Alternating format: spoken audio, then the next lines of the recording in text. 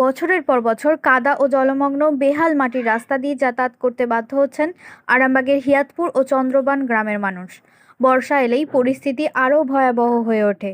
হাঁটু সমান কাদা মারিয়ে নিত্যদিন স্কুল কলেজের পড়ুয়া, কর্মজীবী মানুষ, চাষি থেকে শুরু করে সাধারণ গ্রামবাসীদের চলাচল করতে হচ্ছে।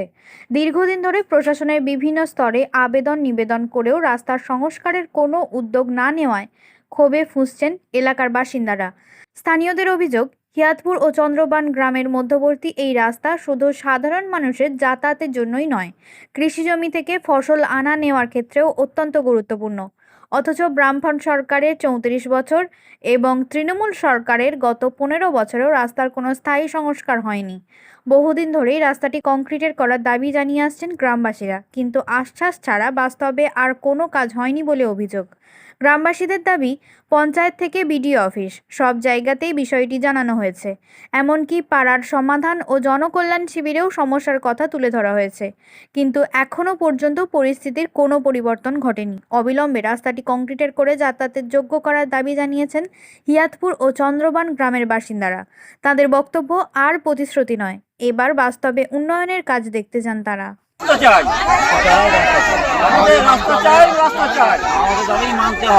মাটির রাস্তা ছিল, পাকা চাই, আমাদের দাবি মানতে হবে।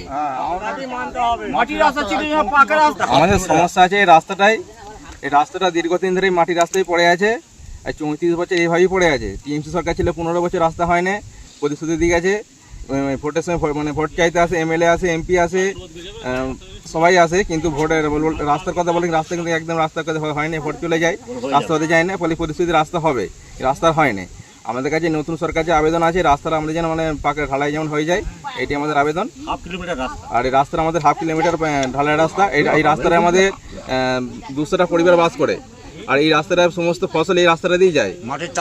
চাষি ফাঁসি সবাই এই রাস্তাটা দিয়ে যায়। তো আমাদের কাছে এটাই আবেদন আছে নতুন সরকারের কাছে, রাস্তাটা যেমন ঢালাই হয়ে যায়। আমাদের ছেলেপুলের স্কুল যেতে পারে না, এই কাদার জন্য রাস্তা। রুগী আছে, পেশেন্ট আছে, প্রেগনেন্ট মেয়েরাও আছে, তারা যেতে পারে না, হসপিটালে যেতে পারে না। এখানে একটা কোনো গাড়ি ঢুকতে পারে না রাস্তাতে। আমাদের গাড়ির দরকার হলে আমাদেরকে এখানে যেতে হবে 1 কিলোমিটার, আমাদেরকে রাস্তায় যেতে কোনো গাড়ি পাওয়া যায়। আপনার পঞ্চায়েত বা বিডিও অফিসে জানিয়েছেন? পঞ্চায়েতে আমাকে জানানো হয়েছে, দরখাস্ত দেওয়া হয়েছিল, তো আমার রাস্তার কিছু হয় না। আমাদের নেম বোর্ড করে জানানো হয়েছিল, প্রধান করে জানানো হয়েছিল, রাস্তা আমার কিচ্ছু। প্রধানটা খালি বলে রাস্তা হবে হবে হবে, রাস্তা হয় না। আর তো আমাদের এই জনকল্যাণ শিবিরে আমাদের আবেদন করা হয়েছিল রাস্তার জন্য, ওখানে বলেছিল রাস্তা হবে, কিন্তু আমার কিছু খবর কিছু পাইনি।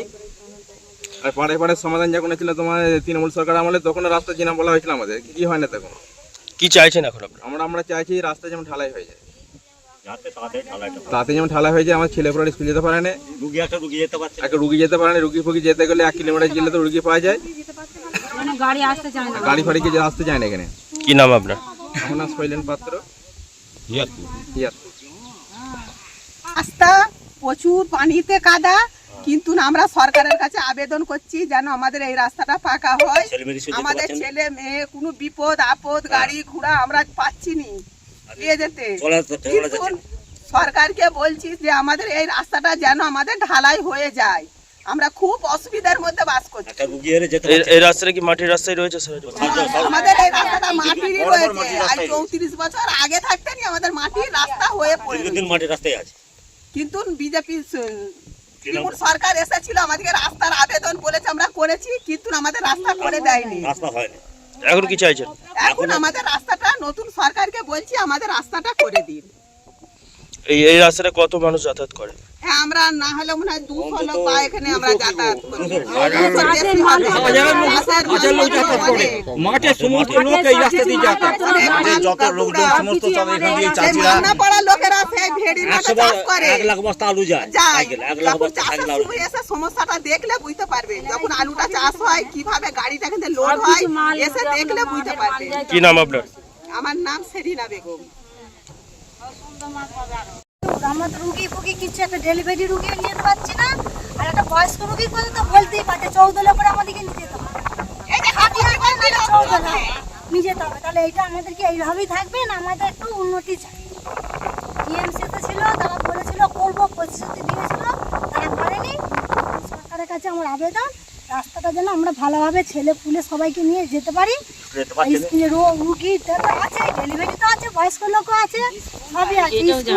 হেঁটেও যাওয়া যাচ্ছে না, জুতো মাথায় করে আমাদেরকে নিয়ে যেতে হয়। এই অবস্থা।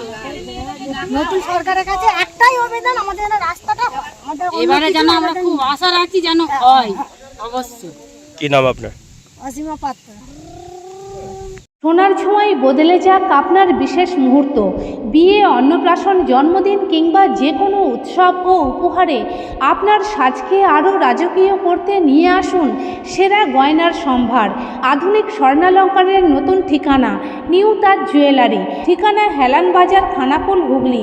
যোগাযোগ 8981030355 9330537004। নিউ তাজ জুয়েলারি, যেখানে বিশ্বাসের সঙ্গে মেলে সৌন্দর্যের ছোঁয়া। অত্যাধুনিক সুসজ্জিত লজ সানা লজ, আরামবাগের চন্দ্রবান হাই স্কুল ও পুরসুরার দিগুড়িঘাটের মধ্যবর্তী লঘু চকের মনোরম প্রাকৃতিক পরিবেশে গড়ে উঠেছে এই অনন্য ঠিকানা। বিবাহ, অন্নপ্রাশন, এনগেজমেন্ট বা যে কোনো সামাজিক অনুষ্ঠানের জন্য সর্বাধুনিক ব্যবস্থায় প্রস্তুত সানা লজ। রয়েছে পর্যাপ্ত গাড়ি পার্কিং সহ আধুনিক সব পরিষেবা, সবই আপনার সাধ্যের মধ্যে। আজই বুকিং করুন আপনার স্বপ্নের অনুষ্ঠানের জন্য আপনারই পছন্দের ঠিকানায়। সানা লজ, দিগুড়িঘাট ও চন্দ্রবান হাই স্কুলের সন্নিকটে লঘু চকে। যোগাযোগ শাহনওয়াজ মোল্লা। Mobile number 9734754516, 9641092406।